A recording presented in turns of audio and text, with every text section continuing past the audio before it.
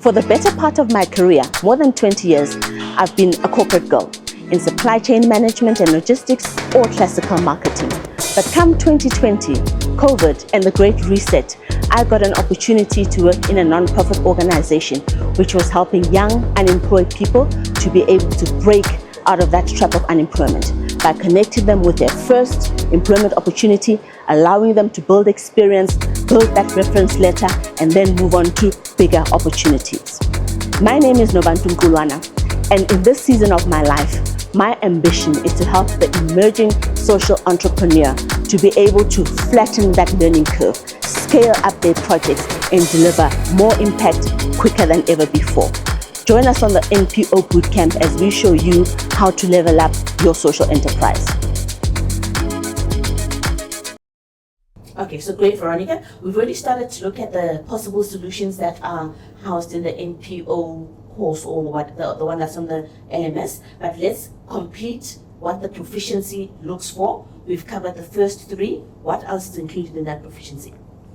Assessment. We did the financial governance. So that is a big thing. We want to understand if they have contracts. Contract with? Well, there's so many levels of contracts with your employees, with your team, with volunteers, with board members. Sometimes you have MOUs with sponsors or other service providers. So all of those things need to be in place. And as I said, we provide them with templates that they can adapt and customize. There's a lot of admin, which people don't realize coming into the thing. Because remember, we come in because there's a hungry kid and we know a couple of them will sort that out. Yeah. So you don't understand all this other baggage. Okay, great. So that's financial governance, the contracts. Yeah. Right? In HR, do you have HR policies in place? What happens if someone gets pregnant? How does leave work? Are you flexible in terms of the working hours? How do you have a disciplinary process in place? All of those things. That was financial.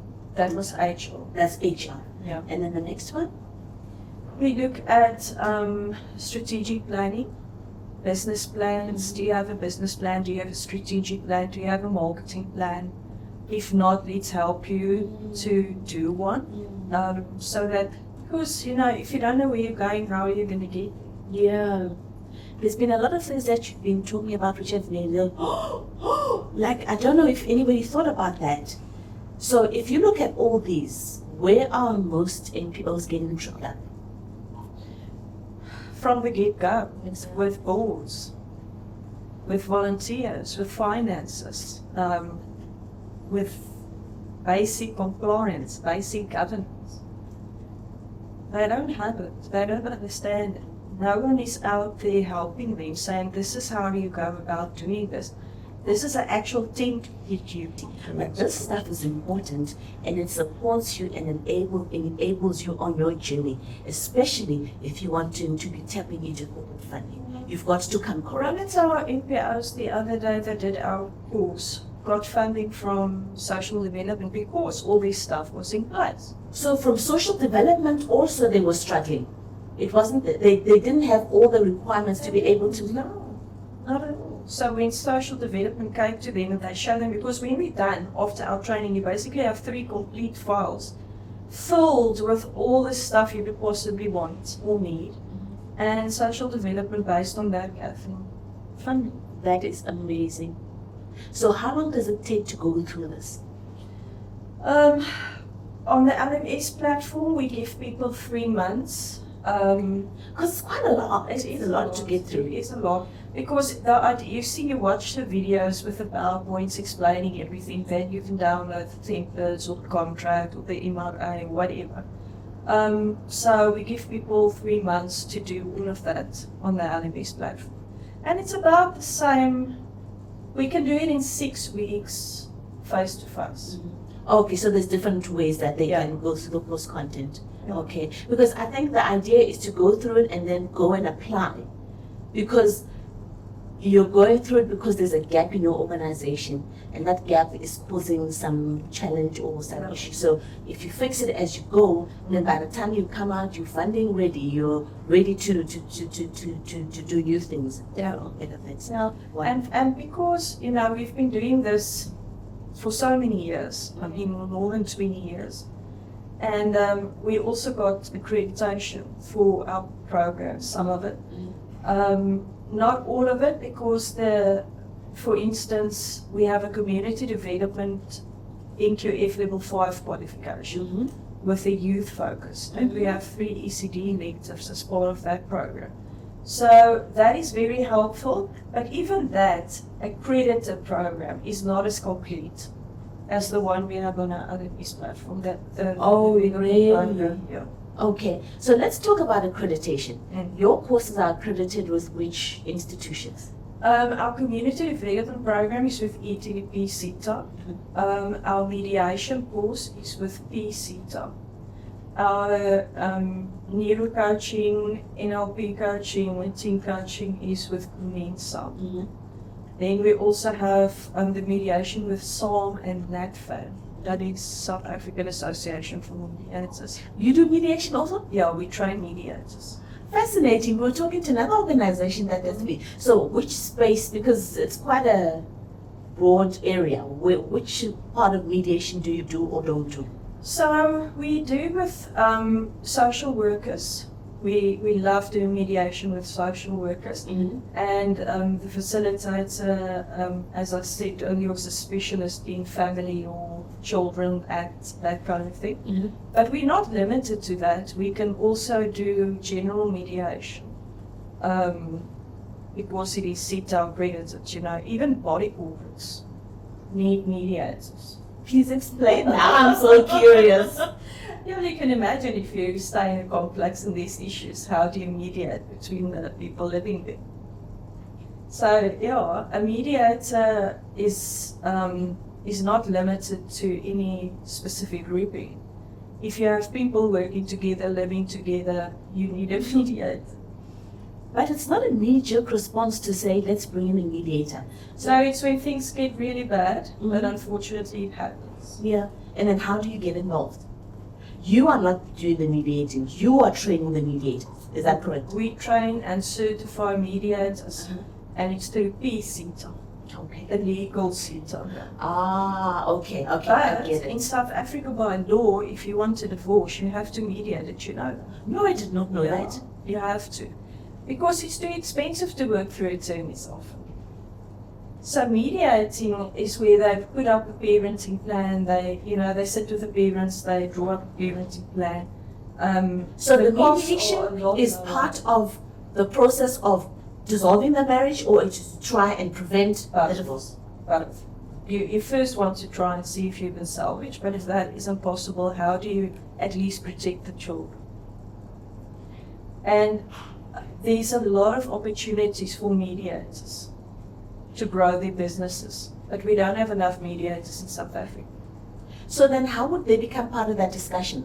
Does the lawyer involve them, or me, the divorcing party, would go and find our own mediator? The parents can go straight to a mediator, or attorneys can bring them in.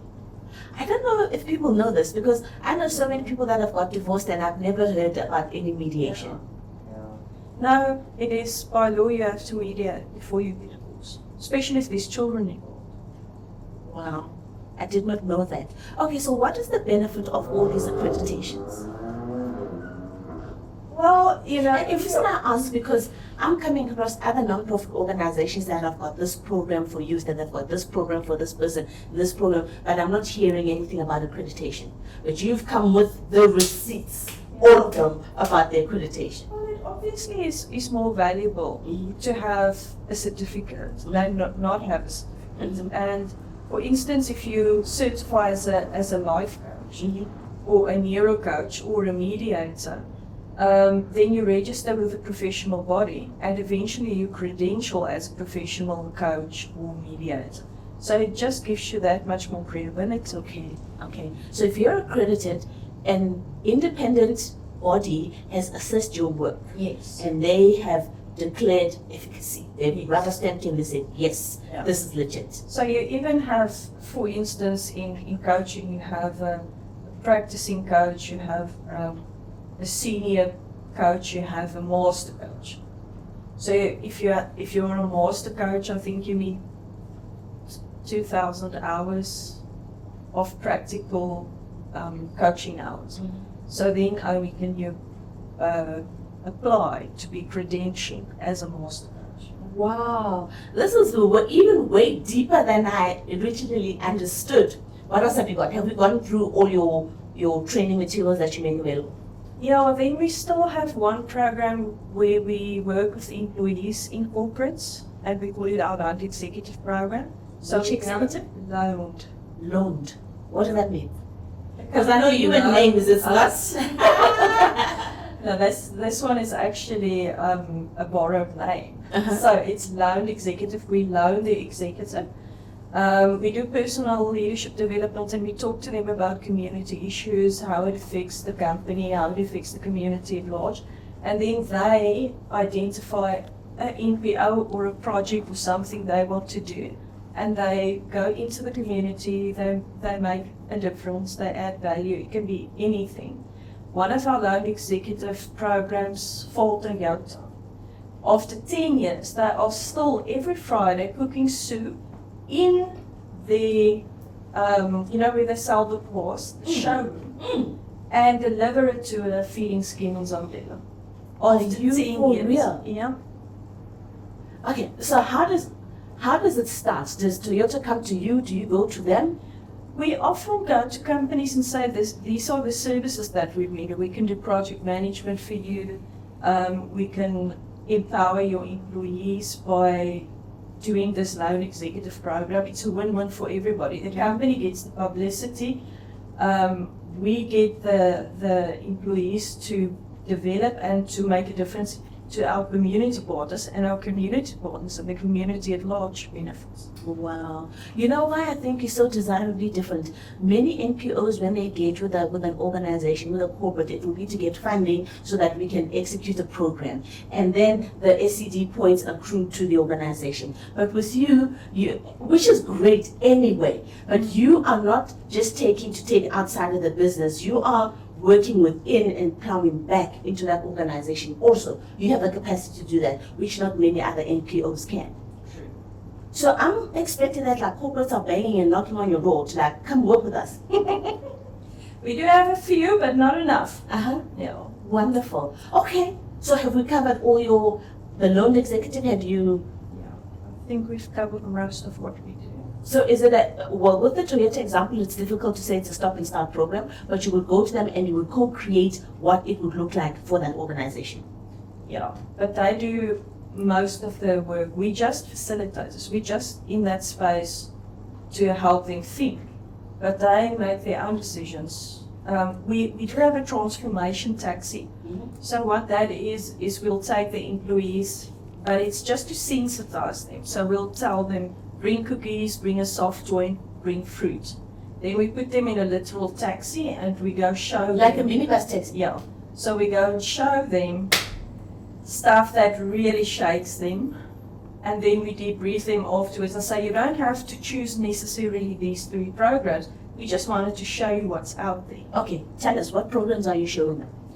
Usually we take them to a home for mentally ill patients, physically disabled children, and yeah, it depends. Maybe hospice, lifeline. So it's emotional.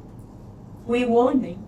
You call it transformation taxi. Yeah. So you would talk to who, the HR manager or the CSI champion in the organization to say, do you want to get your people involved? It depends, yeah, on who we have the relationship with. Yeah. And then how many people would you take from one organization? It's about 12. Oh, okay, so there's an upper limit. Yeah. So we take 12 people, pack them into that taxi, go to Zambia, Yeah. and then we spend all it, around the world. and then we spend the whole day with them.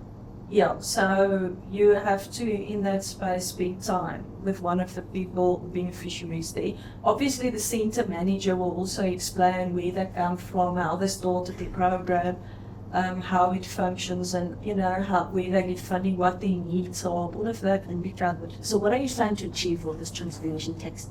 To sensitize people, to make them aware, so that they know what the needs are, and how great it is, and that they are living in Wonderland oftentimes, and what are they doing with their lives? Because if you don't add value, you don't have purpose in your life, what are you gonna? How are you gonna feel at the end of it? We only have one life, is it? So it's one day out of my office and my comfort zone and my bubble, and you're hoping to awaken something in me that says,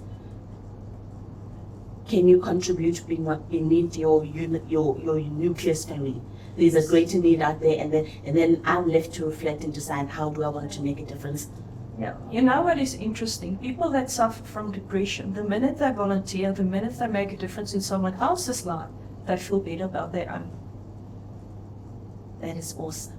Okay, so this is just to jolt you, to show you how much privilege you've got, and that there's somebody else that, with not much from you, you can help them make a difference. Yeah, and they don't do it on their own, they're part of a collective. Yeah.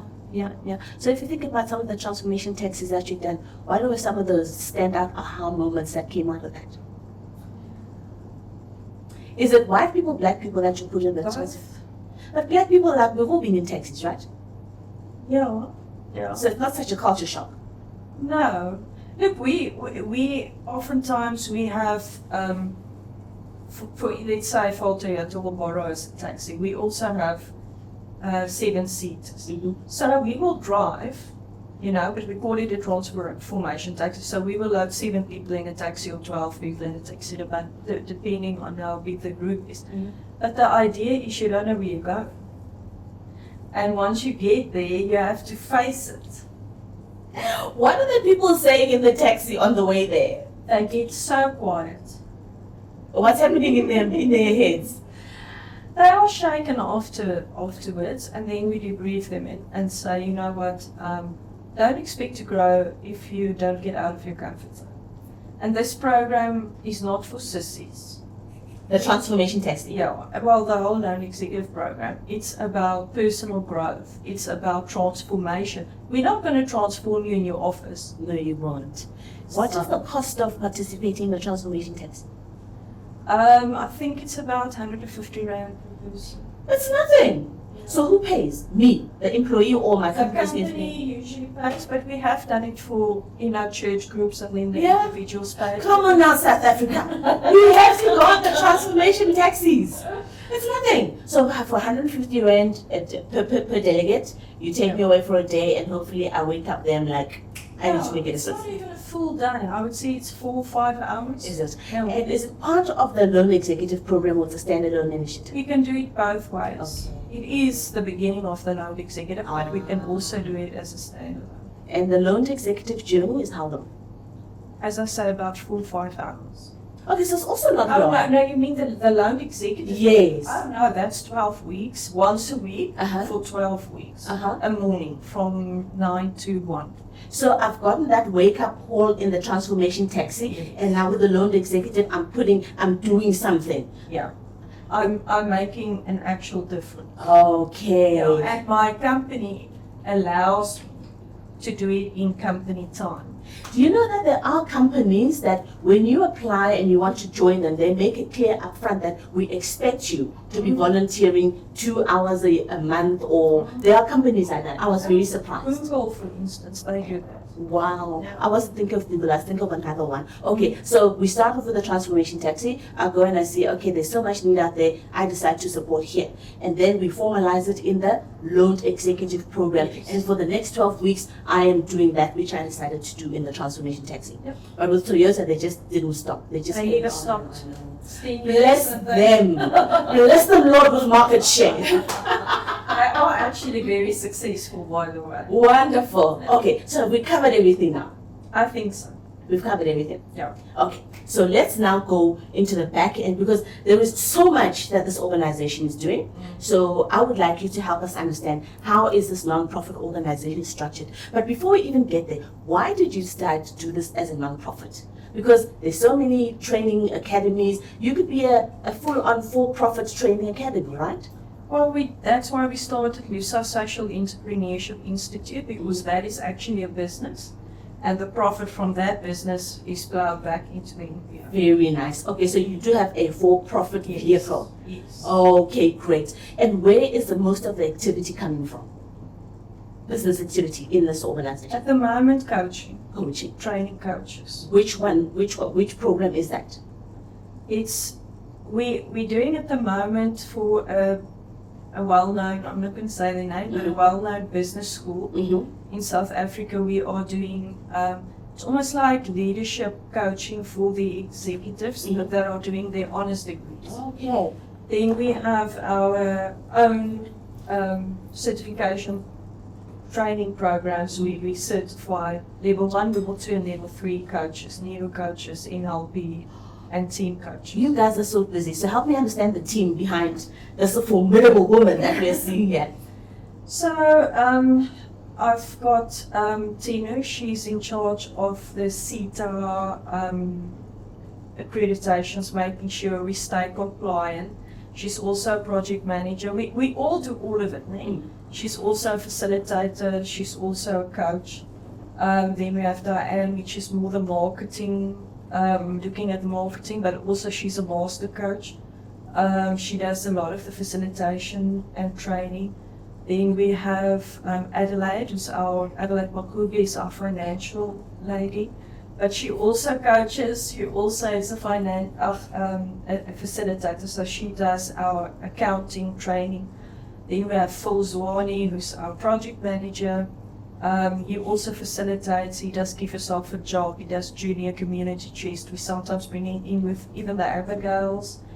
Then we have Alwyn Berger, who's also a facilitator, project manager, and a coach. You have to sort of be a coach if you work for Lusa. Yeah. Because it just transforms your whole way of being.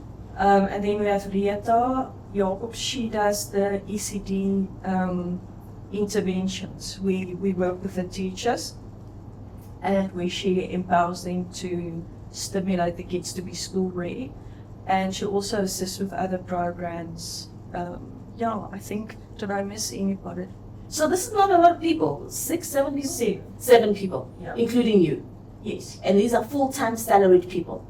Yeah. There's no volunteer. Our board members are volunteers. Do we have contracts with them that say they're volunteers and they will not get and they will not get, what was it, a stipend? A stipend, I know they're not going to get started this year, but we headhunt our board members. But just as an aside, because I think it might be relevant, you've obviously gone and set it up the right way. What agreement do you have in place with your board members? Do they get paid? Do they get remunerated for transport, for any cost? What is the setup there? No, it's voluntary. 100% completely. We try and keep it, that it doesn't cost them anything. So we have most of our board meetings are on Zoom. But so there's no travel? Yeah, so there's no travel. And how many board meetings do we have per annum? I would say about 10. 19. That's quite busy though, because if you look at a typical corporate, the board members meet on a quarterly basis, right? Yeah. Now with NPOs, it's usually monthly. Is it? But there are months we skip. We have our AGM. We don't really have a board meeting in December, so we don't have board meetings. So it's about 9 or 10. Yeah. So you say normally with NPOs it's monthly. Is that a requirement? Is that a norm? Is it? It's a norm. It's not a requirement that you have to. You can say we only have quarterly meetings, but not longer than that. Okay. But personally, then the board members lose interest. It's better to have a monthly meeting so they just keep feeling. And how do you measure if people have done what they said they're going to do? Yeah. So there has to be accountability, there has to be feedback. And please tell me they're taking minutes. Yeah, I take the minutes. You take the minutes. So are you also part of the board? Yes. Okay, because what is your title at Lusa? Executive Director. Okay, so you in a typical company you be C-suite, and the C-suite members are part of the board. Yes. Okay, crystal clear. Okay. Another question that I should have asked earlier on. You've spoken to us about the fact that you've got a for-profit vehicle, which then creates a fundraising route for Lusa. How is that set up? Is it a completely separate legal entity? Are we now part of? Are we looking at a holding group with divisions? How does that look behind the scenes? It's a completely different entity. It's a for-profit business with its own bank account, with its own financial audit, with its own registration, with its own website, with its own Facebook page, with its own LinkedIn page. Okay, but we know that our partner from a CSI ACT initiative is Lusa. Yeah. That's where we'll channel those funds to. Yeah, we share the same house, Okay. the same office. Okay. Okay. No, we've won that look. So what are we talking about now? We've just covered what part?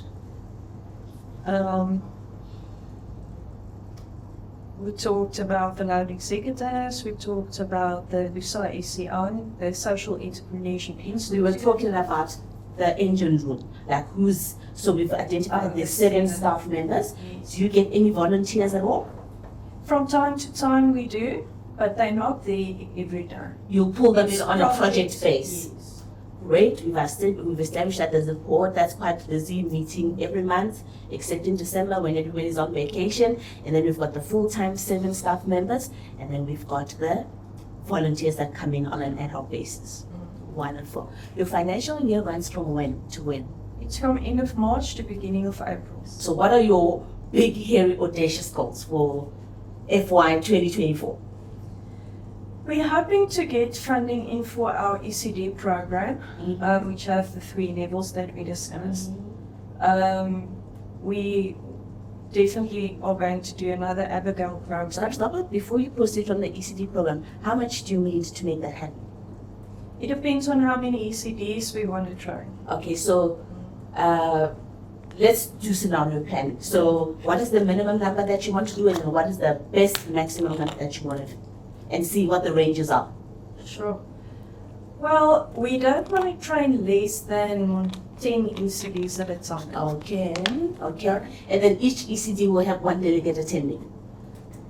Yes, but preferably 2. Okay. Even with our NPO development training, we prefer having 2 people, just for sustainability. Yeah, and also, I know we're digressing, but if we just go back and understand the lack of understanding, and one person trying to change the tide, it's more difficult than when you are 2 of you that are saying, actually, these are non-negotiables. Yeah. It doesn't matter what we feel like. It doesn't matter that we didn't understand. Now we know and we must fix it. Yeah. It's easier when there are 2 voices. Yeah, Okay. definitely. So let's go back to the ECD. Your ideal intake consists of 2 delegates from each institution. Yeah, so then if we have at least 10, we have about 20 teachers. Okay, Yeah. great. And the best case scenario is when we are teaching how many?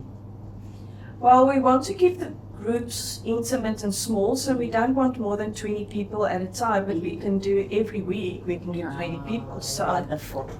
yeah. So to do a group of 20 requires how much? You're putting me on the spot again. I don't know all the prices out of but I would say 35,000. You're not asking for a lot of money. That's not break the bank kind of money.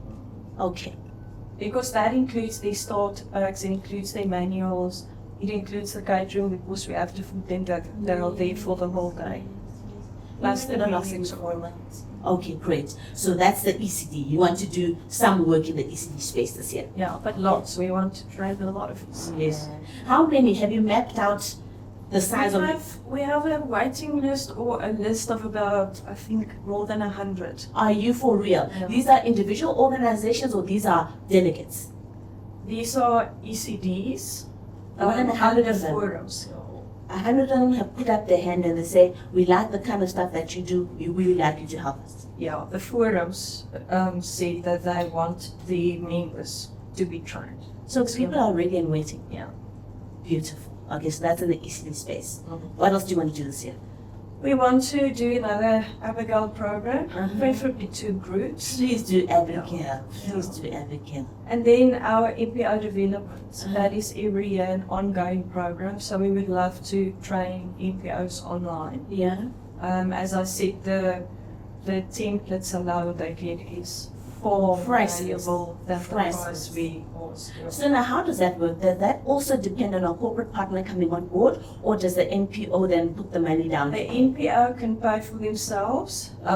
Sometimes we do get corporate partners, but then we have to train NPOs in their footprint even. But with the online course, people, it's self-paced. Yes. So they can go on, they can watch the videos, they can get the templates, they can be up and running with a fully governed organization after 3 months. Absolutely Having stunning. the knowledge, they still have to implement. Before I met you, I know that Gibbs has got a social entrepreneurship program, but it's like lots of zeros, and it's a couple of months, and I know that Stellenbosch has also got some. And I was thinking, but what about the kind of people that we're talking about? In the township, when they're trying to sort out a problem for hungry kids, they may not necessarily have that budget, but that information will be so helpful in terms of helping them drive their organization forward, right? Okay, so we want to do ECB, we want to do Abigail's. What else are we doing this year? The NPO development. So what you're looking for is a corporate that can be able to say, train these people in my network, or that can give you money and then you can find. Do you have a waiting list for NPOs that want to do this but can't afford it? Our big thing is to get the message out to NPOs. We are here, we have everything you need. So we have our network of NPOs. You so have everything. You've got so many things that I hadn't even thought about. And I thought I was quite thorough, hey? I must let you know. So that would be great. You know, if more NPOs become aware of us, they can get onto the website, they can do the course on their own time. Yes. It's available, it's easy to use, no issues. And if you think about the kind of person that I've got so many friends around me that are running NPOs or they're volunteering in NPOs, those are people that are very successful in corporate. They're absolutely crushing it. But there's a part of them that says, I want to be part of this. And those are people that if they know this, they can afford to pay for it themselves. They won't need a corporate to be able to back them to be able to do it. So we're chasing multiple. Okay, great. What's teachers. We have an amazing couple of courses to develop teachers to become coaches. And remember, if you do our courses, not only get sales points, but you can eventually become a coach, professional coach. So that is a very nice back door for teachers, because sometimes they get fatigued and they just want to get out. I know.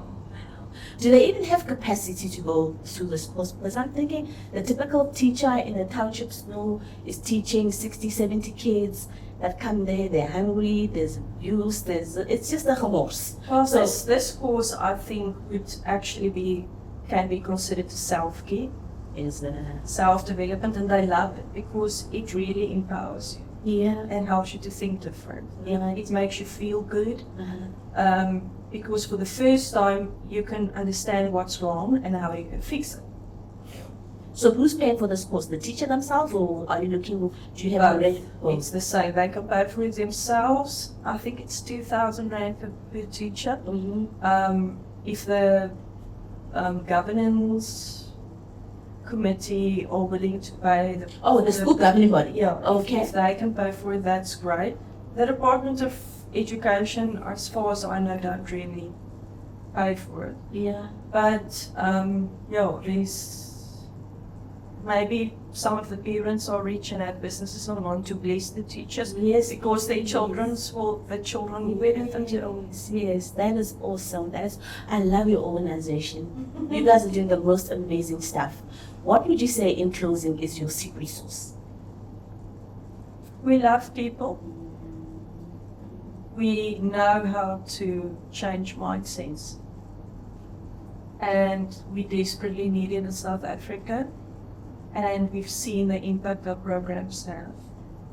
So I think we don't just do how to, we also do empowerment, personal development. How can we make you okay. You know, it's that inner healing. So every training program we bring that to the table. That coaching, that neuro-coaching, how do you reframe your brain? And that changes lives. Brilliant, brilliant. Godspeed, hey, you guys are doing a phenomenal job. So currently, are you mostly doing work in the Vaal area? Have you started to reach out to... We've done work in Sutherland, Maatjiesfontein, Uppington. Maatjiesfontein, is that even on the map? Yeah, they're going, NASA is going there. Okay. We're going to Clarence, we've been in Natal, we've been all over the place. We've been to Honduras in South America, we've been to Malawi, Uganda. We go wherever the door opens. The Lusa community chest. You know, I didn't tell our audience how I got to meet you. So, do you follow Trilogue? Not as well as we should. Okay. So there is a phenomenal organization in the space called Trilogue, and I came across them when I started to hatch this idea that I want to do something with non-profit organizations. So mostly I've been a corporate girl.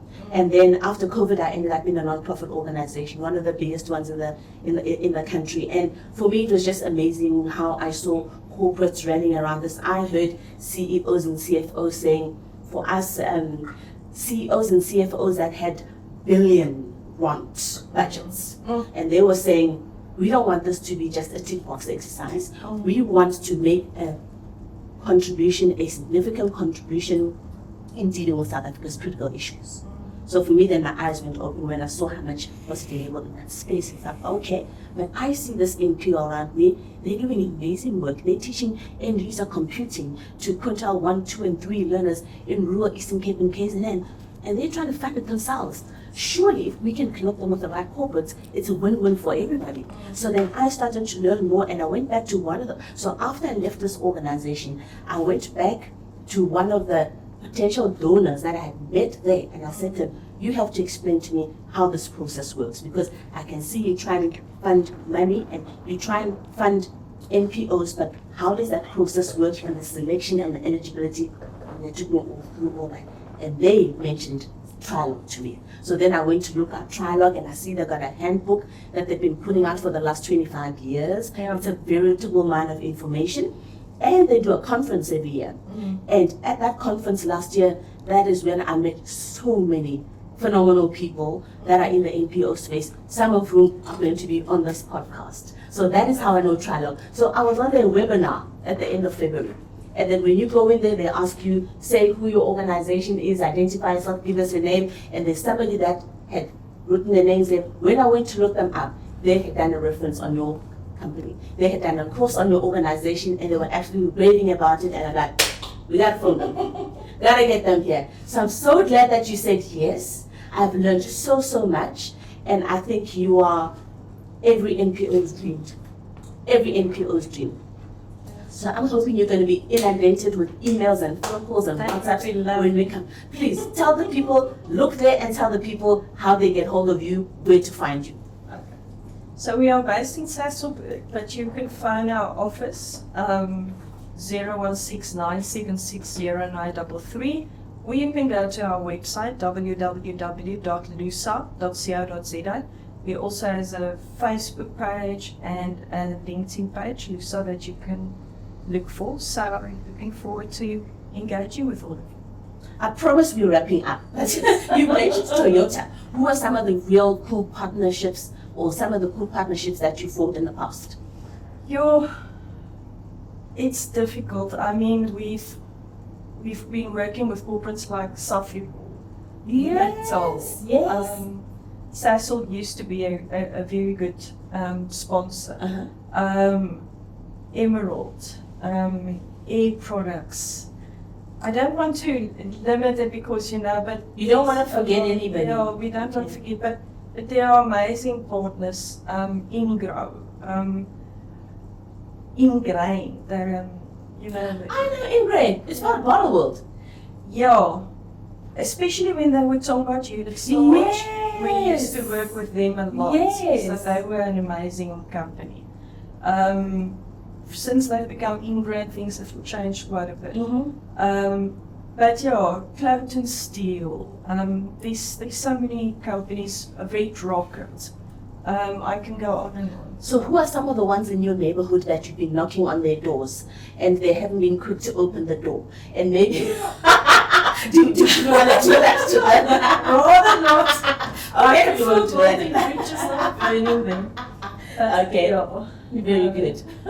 Thank you so much, Veronica. Have you given us your parting shots? I think we've covered all of it. It has been a wonderful opportunity. I really appreciate it. It's really easy to talk with you.